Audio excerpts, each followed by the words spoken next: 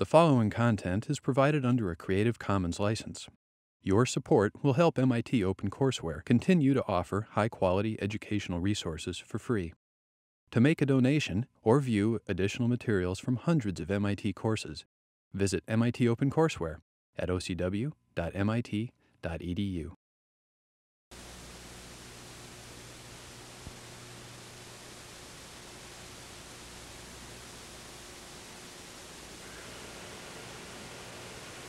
Hi. Today we're going to conclude our survey of complex variables, and a rather fitting topic, I imagine, would be what it means to integrate a complex valued function of a complex variable.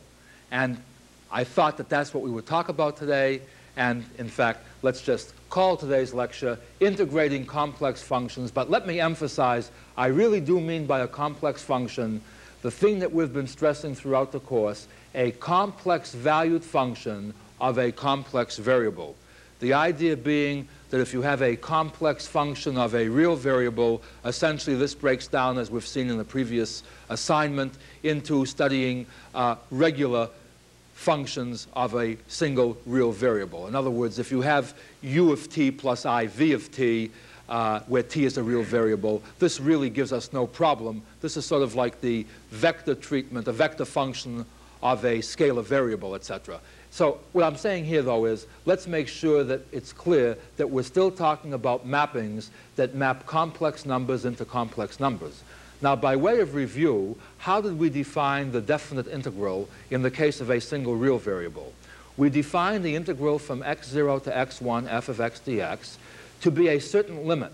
Namely, we partitioned the interval from x0 to x1 into n pieces, calling the pieces delta x1 up to delta xn. We took a number, say, c sub k star in the kth partition, formed the sum f of c sub k star delta xk, as k went from 1 to n, and took that limit as the maximum sized interval, the maximum delta x sub k, went to 0. And if that limit existed, that was defined to be the definite integral. Now, we did see a few other things along the way, but this is the main definition. You see, this is the definition that we're using. Some of the consequences of this definition were, one, if we could find a function capital F whose derivative was little f, then this integral was simply capital F of x1 minus capital F of x0.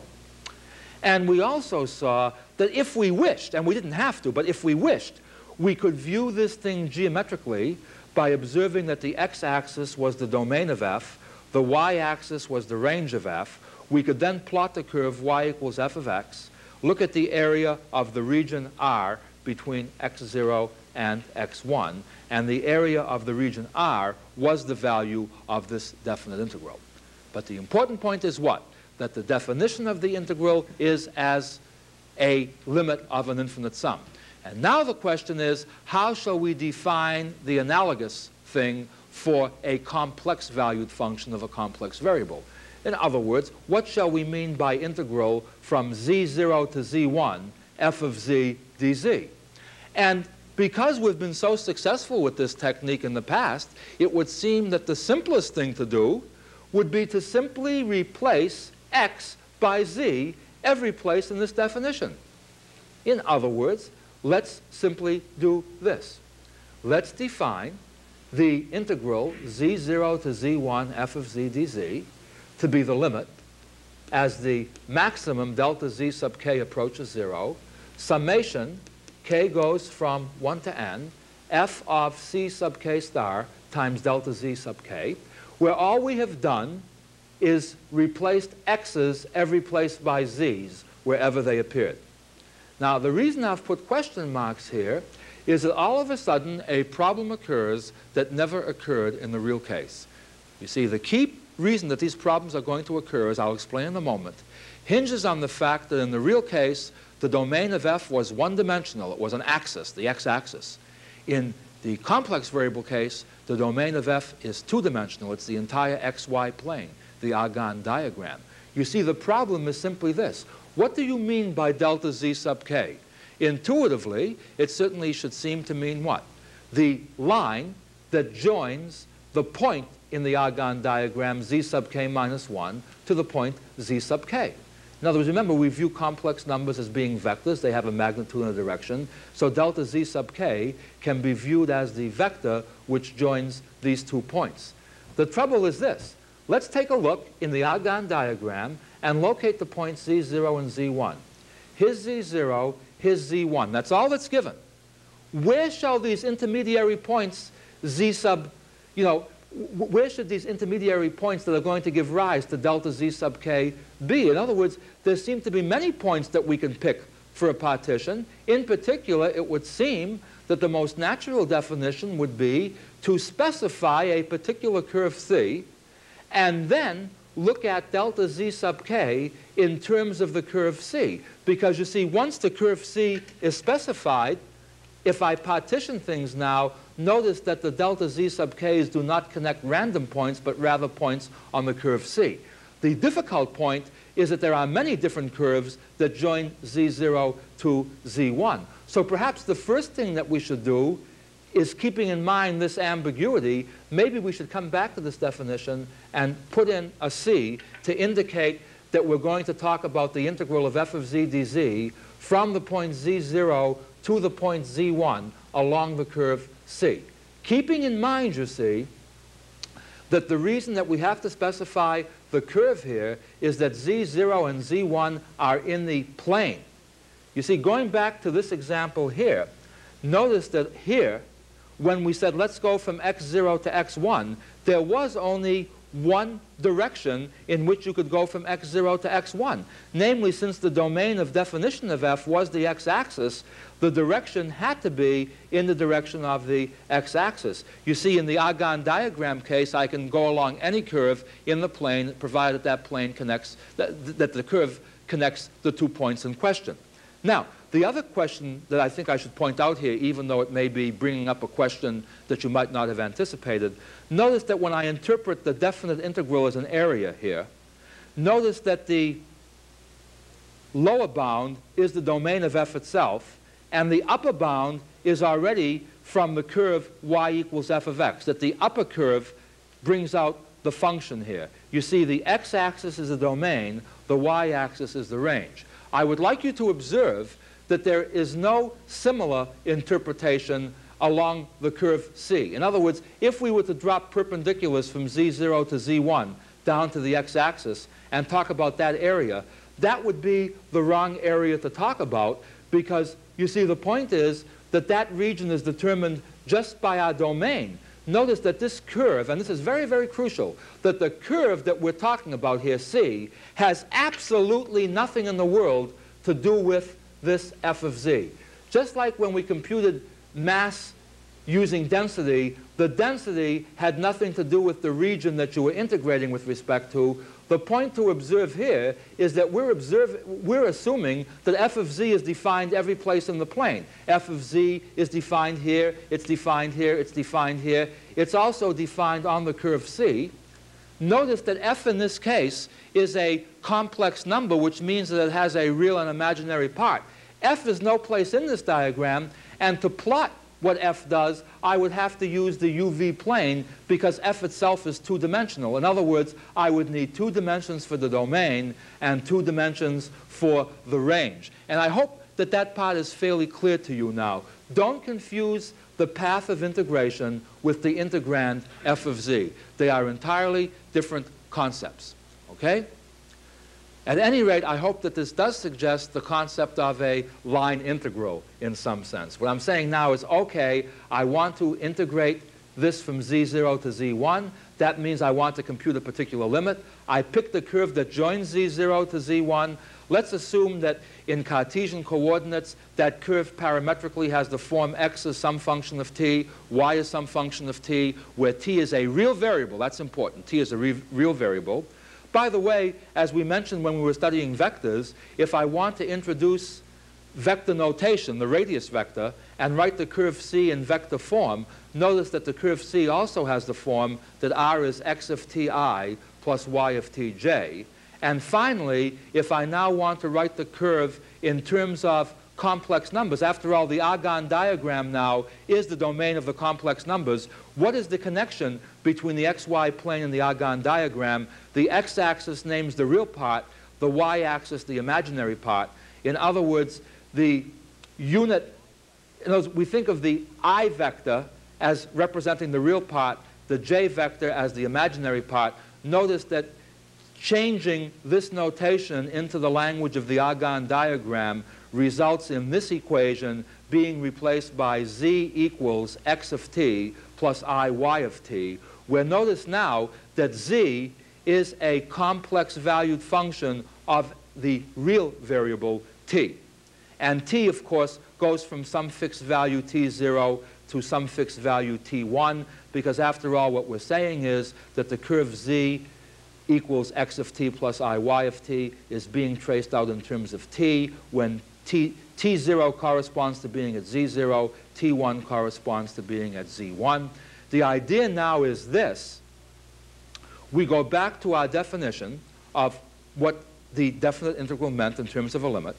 We observe that we'll assume that we'll make the further restriction that our curves are smooth so that dz dt will exist. What we now do is go back to our infinite sum and multiply and divide by delta t sub k.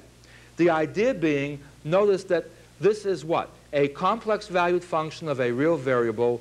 It now because I can handle complex valued functions of a real variable, namely I just break them down into real and imaginary parts and use the same calculus that we used in part 1 of this course, the idea is that with this suggestive notation and remembering how the definite integral gave rise to the infinite sum gave rise to the integral notation, looking at this, you see, we arrive at the fact that the integral from z0 to z1 along the curve C, f of z dz, if we want to write that in terms of an integral involving a real variable t, is simply what? The integral from t0 to t1, f of z of t. In other words, we're assuming that z is a function of t along the curve C.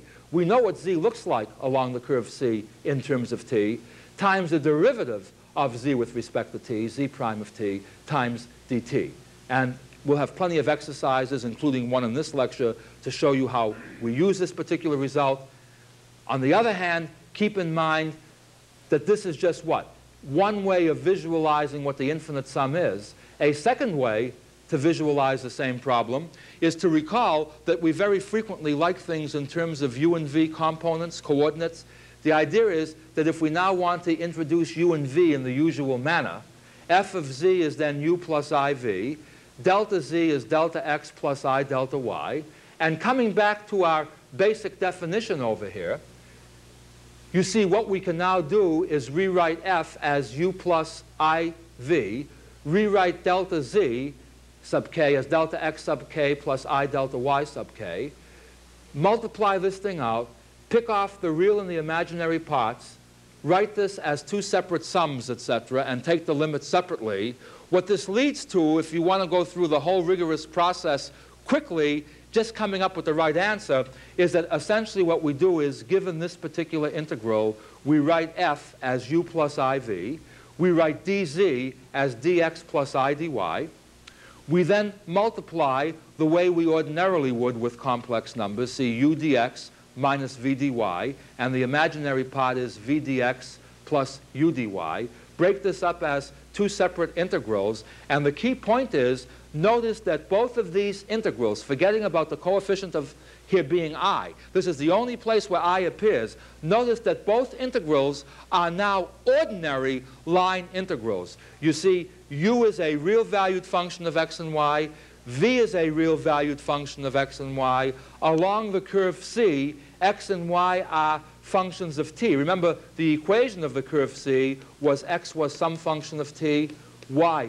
was some function of t. In other words, again, this is not only a line integral, but if you want to use this parametric form, both of these integrals involve real integrals of real variables. In other words, both u, v, dx, and dy are all expressible in terms of t and dt, and we can integrate this expression in the usual way.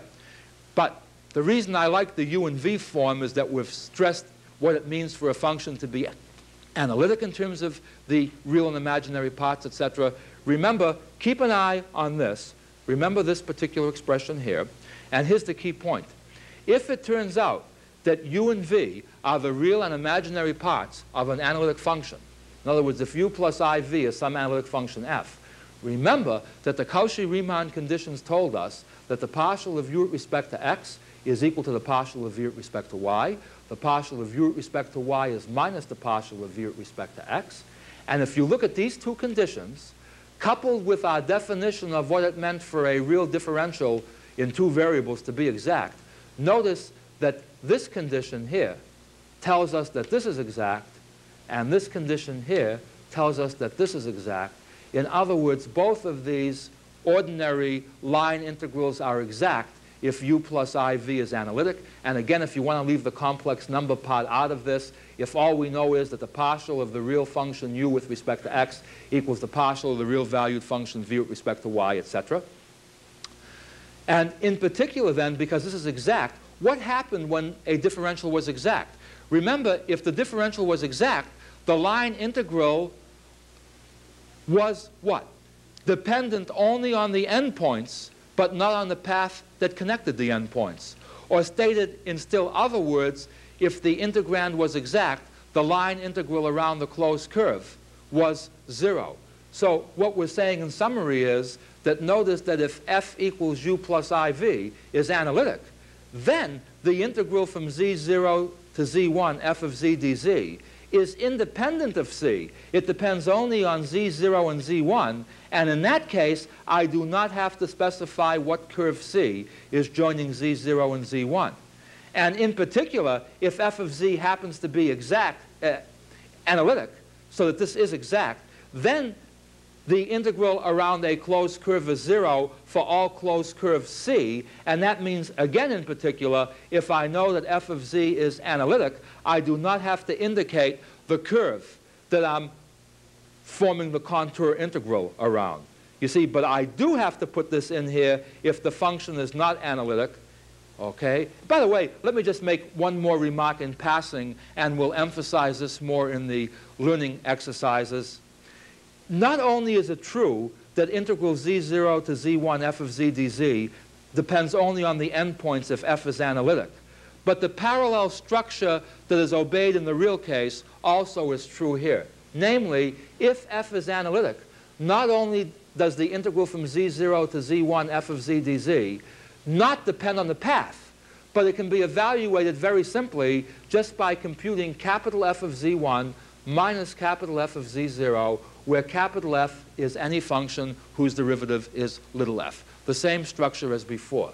But, and this is extremely important to note, the integral around the closed curve c, f of z dz, need not be 0 if f is not analytic.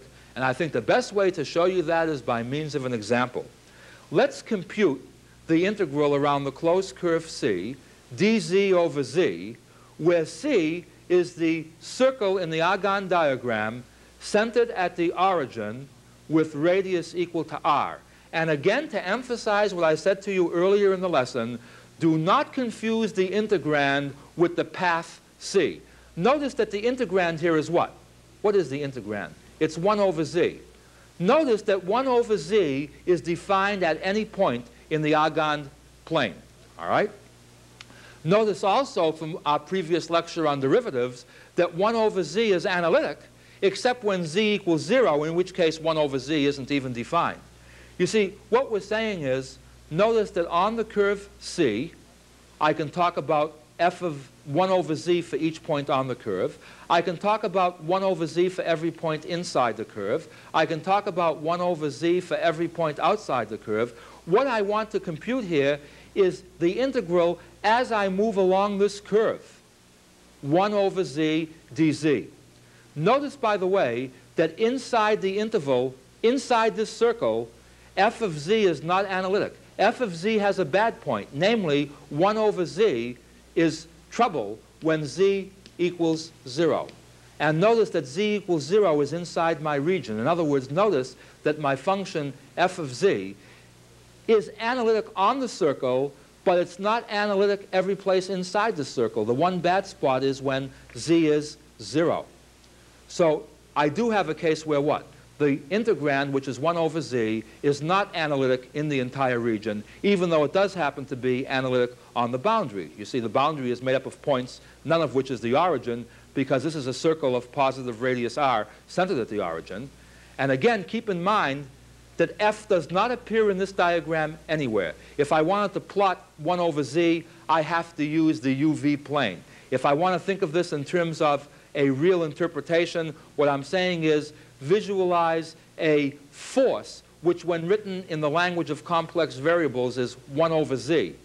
We don't have to worry about what that means. What it really means is write the real and the imaginary parts of this, and u is the real part and v is the imaginary part.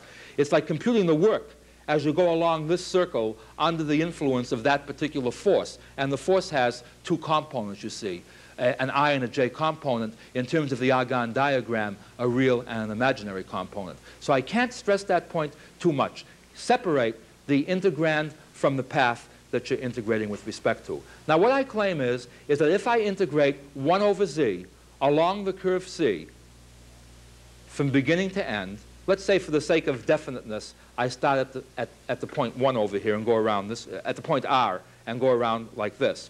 I claim that this integral will not be 0. And I'm going to do it two ways for you. One which emphasizes the UV definition of derivative, of integral, and one that emphasizes the f of z, f prime dt definition. Method 1 is what? To compute this particular integral, you simply write the integrand in terms of its real and imaginary parts and write dz as dx plus I dy.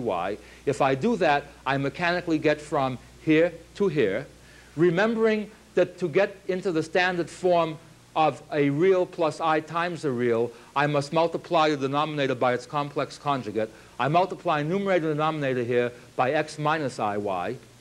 I then get this expression, you see, x plus iy times x minus iy being x squared plus y squared. I now pick off the real and the imaginary parts. The real part here is x dx plus y dy, because minus I times I is plus 1. The imaginary part is going to be minus y dx plus x dy. And so in terms of u and v components, this is the integral that I'm evaluating. And you see, notice that both of the integrands are line integrals, real line integrals. Okay? Now notice that on C, how do I describe the curve C? Remember, I'm trying to go so that my area always stays to the left. I'm starting at this point, so why not write this parametrically as x equals capital R cosine theta and y equals capital R sine theta? You see, that puts me at here when theta is 0, brings me around in the counterclockwise direction back to the same point when theta is 2 pi. In other words, parametrically, the curve C is given how? X is R cosine theta, y is R sine theta. I could have used t in here if I wanted to, but why bother? Dx is just minus R sine theta d theta. Dy is R cosine theta d theta. X squared plus y squared on C is just R squared, and theta goes continuously from 0 to 2 pi. So you see, if I now put all of this information into here, see, x dx is what? It's minus R squared sine theta cosine theta d theta. Y dy is minus y dy is plus R squared sine theta cosine theta d theta. So therefore the sum is 0. So therefore this integral will be 0 because the integrand is 0. On the other hand, minus y dx is minus R sine theta times minus R sine theta d theta. That's R squared sine squared theta d theta. X dy is R squared cosine squared theta d theta, so I add those together, and then I divide by R squared. And theta, I've now converted this in terms of theta, so the integral goes from 0 to 2 pi. The same as we did, you see, with ordinary line integrals. And to summarize this for you, because I may have talked kind of fast, all we're saying is that the integral around the closed curve C, dz over z, is the real part is 0, and the imaginary part, the coefficient of I, is integral from 0 to 2 pi, R squared sine squared theta plus cosine squared theta d theta over R squared. Notice that R cannot be 0 because C is the circle of radius r centered at the origin. On that circle, I mean, r is a positive number here, so it's just not 0. I can cancel the r's because the radius of a circle can't be 0. And all I'm left with is sine squared theta plus cosine squared theta, which is 1. The integral d theta from 0 to 2 pi is just 2 pi, so this integral is just 2 pi I. All right? And the second method is to use the formula, what? Integral f of z dz is the integral f of z of theta dz d theta times d theta. In this case, notice that the circle centered at the origin with radius r is given in polar complex form by z equals r e to the I theta. Remember, in polar form, r is the magnitude and theta is the angle. To say that you're on the circle of radius r centered at the origin simply says that the magnitude of the point must be r, the radius, and the angle can be any angle whatsoever between 0 and 2 pi if you want to traverse the region C, just the curve C, just one time. At any rate, from this, notice that dz d theta is simply what? I r e to the I theta. Therefore, dz over z around C is just the integral from 0 to 2 pi f of z of t. In this case, that's f of z of theta. That's 1 over z of theta. Z of theta is r e to the I theta.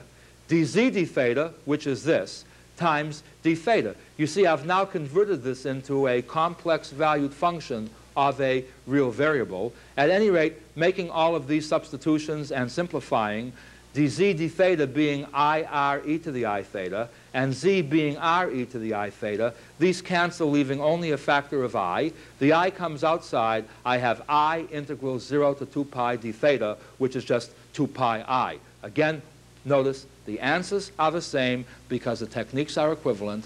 Which of the two ways is better? It depends on yourself as to which way you feel more comfortable with. It depends on the particular problem that you're dealing with and the like. We'll emphasize these things in the exercises, but for the time being, I just hope that you have a feeling as to what we mean by integrating a complex valued function around a particular contour. And by the way, the subject called topology finds a natural inroad to the study of complex variables from this point of view. Namely, I call this rubber sheet geometry simply because of a property that I'll mention for you in a few moments. But the idea is this. One of the very interesting factors about what we've just done, one of the interesting byproducts is this. Let's suppose I'm integrating f of z dz along a simple curve C1. And let's suppose that C2 is another curve that encloses C1. And let's suppose that f is analytic on the boundaries C1 and C2 and also in the region between them. Okay? In other words, I want to compute f of z dz along C1. I want to compute f of z dz along C2. And all I know is that f of z is analytic on and between C1 and C2. Then the amazing result is that the integral around C1, f of z dz, is equal to the integral around C2, f of z dz. That's where the word rubber sheet geometry comes in. What you're saying is that if there are no bad spots between the two curves, if I were to visualize this curve as being a rubber band, by stretching that rubber band, I could make it take the form of the curve C2. And what you're saying is, given any curve that you're integrating around, if I can stretch that curve out into any position I want without breaking it, I stretch that curve out in such a way that as that curve is being stretched, it never goes through any points at which f of z fails to be analytic. Then it turns out that the integral around the new curve is the same as the integral around the old curve. And the easiest way to prove this is by the method of making cuts here. Remember, we showed in our lecture on Green's theorem that I could make a cut. Actually, in the lecture on Green's theorem, I made 2 cuts so that I could vividly show you the 2 separate pieces. All you need is 1 cut. See, let me cut the region this way. And to emphasize what I've done here, I'll pull this apart just so that we can see what's happened here. You see, I've made the cut. And now here's what I'm saying. This S and F stands for start and finish. You see, I'm going to start at this point here. I'm going to go along the simply connected region that I have here. So this is a simply, once I make the cut, this is a simply connected region. Notice that if I go along here, I am doing what? I am integrating a complex valued function over a simply connected region where the function is analytic. Consequently, whatever this integral turns out to be, in other words, the integral f of z dz along this particular contour must be 0 by our previous result that if a function is analytic, the integral around the closed curve is 0. Now here's the point. Notice that with this cut in here, when I look at the line integral, I traverse the cut twice, once in one sense, once in the opposite sense, so that cancels. See, that part cancels out. Notice that this integral around here, this part, is just the integral around the closed curve of C2 f of z dz, because after all, we're assuming that this is together. I've just separated it here so that we can see what's happening. Notice that the inner curve is C1, but in the opposite orientation. You see, C1 is traversed in this sense, but the inner curve here is traversed in the opposite sense, so this integrand is just minus the integral C1 f of z dz. So if we put this whole thing together, what we have is that this integral with the cut along C is on the one hand 0. On the other hand, it's the integral around C2 f of z dz minus the integral around C1 f of z dz. Because this expression is 0, it means that this equals this, and that proves the result that we wanted. In other words, this must equal this because the difference is 0. How is this useful in the theory of complex integration? Well, let me give you an example. Let's go back to our old friend integrating dz over z along the closed curve C, but now the closed curve C is going to be much messier than before. It's not going to be a nice circle. The closed curve C is going to be something like this. And what I'd like to do is to find the value of this integral along the curve C. Now, the point is, I could get into a mess trying to express C parametrically, but the beauty is what? First of all, notice that if C doesn't enclose the origin, the integral is just 0, because the only place that the integrand 1 over z fails to be analytic is when z is 0. Consequently, if I were to take a region like this, see, call this my C. If I were to take a region like this, notice that the integral around here would just be 0 because in and on this region, the function 1 over z is analytic. At any rate, I know that I'm in a bad situation here because my function fails to be analytic over here. The integral around the closed curve doesn't have to be 0. However, what I do know is how to find the integral around this very nice curve C1, where C1 happens to be a circle centered at the origin. You see, the integral around C1 was just 2 pi I. We did that in our earlier example. The important point is to observe that between the circle C1 and the given curve C, in that particular region, including the two curves C and C1, the function 1 over z is analytic. Consequently, the integral dz over z along the curve C is the same as the integral dz over z along the curve C1, and therefore its value will also be 2 pi I. Now, at any rate, all I've tried to show you in this particular lecture, and I hope this part has come through fairly clearly, is the fact that we can handle complex valued functions in terms of integration, and that this leads to a treatment of line integrals. It leads to examining certain types of line integrals along certain regions in the xy plane, which we can call the Argon diagram. We will save applications or identifications with the real world for the exercises, but all I hope by now is that we have had a little bit of insight to the various aspects of mathematical analysis as it applies to complex variables. This winds up our treatment of complex variables as far as this course is concerned, and next time we will begin a new block of material and begin again a survey-type investigation of the subject known as ordinary differential equations. At any rate then, until next time, goodbye.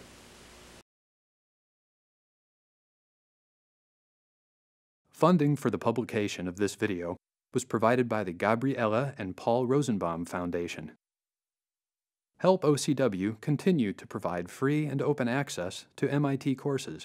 by making a donation at ocw.mit.edu/donate.